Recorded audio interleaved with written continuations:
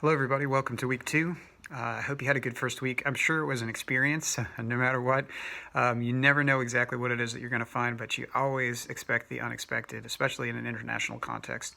I'm hoping that you have made some connections within your internship placement and that you're starting to feel maybe a little bit at home there, even as you're learning a lot, I'm sure, and dealing with some complexities, but also hopefully some real excitement over what it is that you're doing. Again, this is a great experience. It's something that's going to serve you for your lifetime, as I've experienced myself.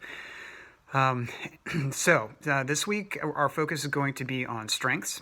Some of you may have taken a strengths assessment in the past. If not, you will be taking that this week, and you'll have the opportunity to connect up with a strengths coach who can help you really decipher what it is that you can make out of your strengths and how to apply them.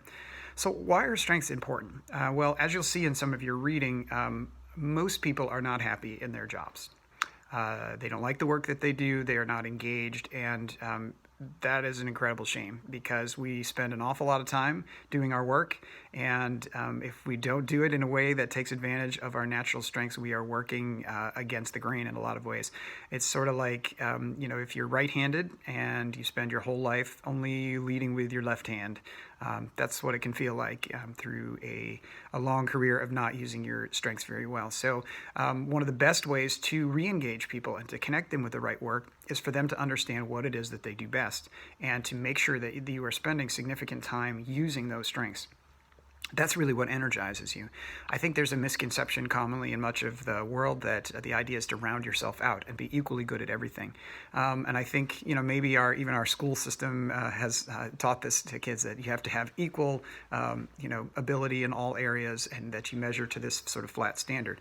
But people are not that way. They're not that flat. They are angled, and they have great definite strengths in one area that they don't have in another. They're lopsided. And in the past, I think we have often thought this was a bad thing, that people have certain skills that are way up and certain skills that are low. But you can get really frustrated if you spend all your time trying to correct what you see as your deficits.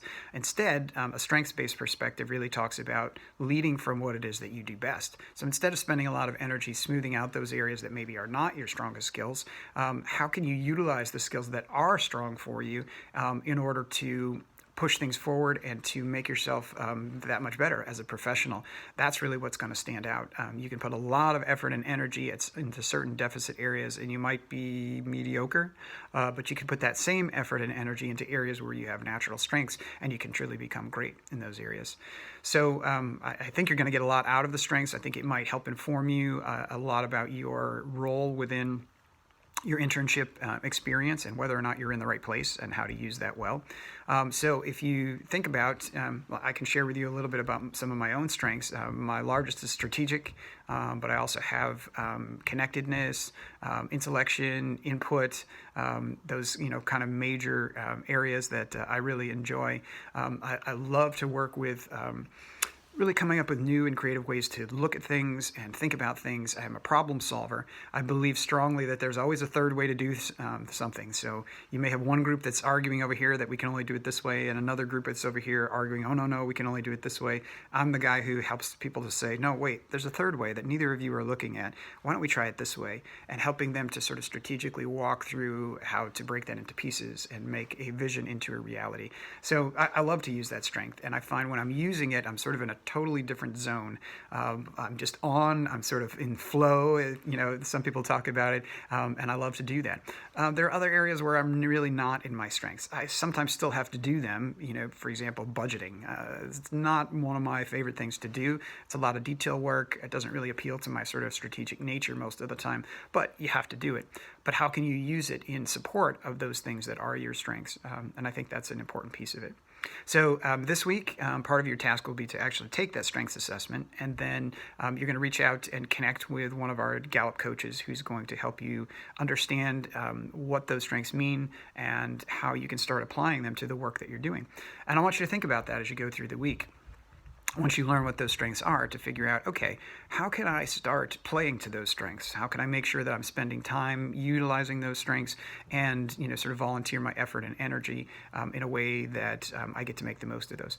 And that will serve you in the long term in your career as well, because as you're choosing to manage your career moving forward, you're thinking about, do I want to go in this direction or this direction? Do I pick this job or this job? Is this a good opportunity to take, or should I turn it down? A lot of that can be judged by your strengths and saying, how much time would I be able to spend actually working in and utilizing those strengths if I were to make this decision? If I go into this field, is there a real need for the strengths that I have? Is that what they're looking for? Is that what's going to make me successful in the work that I do? So having a sense of your strengths is incredibly important. And also having a sense of other people's strengths whenever you can, to be able to share with them what your strengths are, and then find out what it is that they do best and love to do, can really help you, especially if you eventually become a manager, to know the strengths of your people and to be able to position people well. It's one of my favorite authors, Jim Collins, who wrote Good to Great, talked a lot about getting people into the right seats on the bus. And that's really what strengths is all about in many ways, is understanding where people will thrive and then figuring out how to plug them in so that they can use those skills. Doing so makes them happier, makes them healthier, makes them more excited and more engaged in the work that they do, and also propels the organization forward towards more success. So strengths can help you in many of those different ways. Okay, so beyond just the strength assessment and working with a strength coach, obviously you have some readings for this week that I'd like to have you do, and part of that will be on the strengths and the top 5 strengths that you come up with. I'm also going to ask you to write your own personal leadership statement, so to think about what it is, what is a personal statement for you? What do you want to be as a leader? How do you see yourself? If you can project yourself 10 years, 20 years in the future, I want you to think about yourself leading a team. Maybe it's a small team, 3 or 4 people. Maybe it's a large area or division. Maybe it's an entire company or a large organization that you would like to move forward. What would be your style? What would be your way of judging whether or not you're a good leader?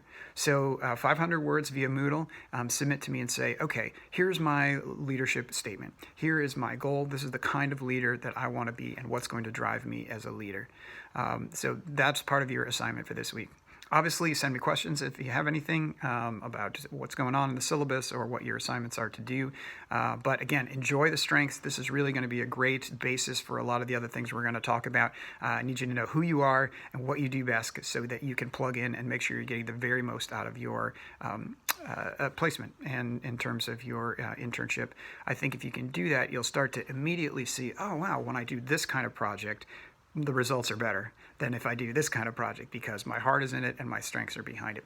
So enjoy your strengths coaching experience, and I can't wait to find out what it is that you report back for your strengths for me. So we'll see you next week.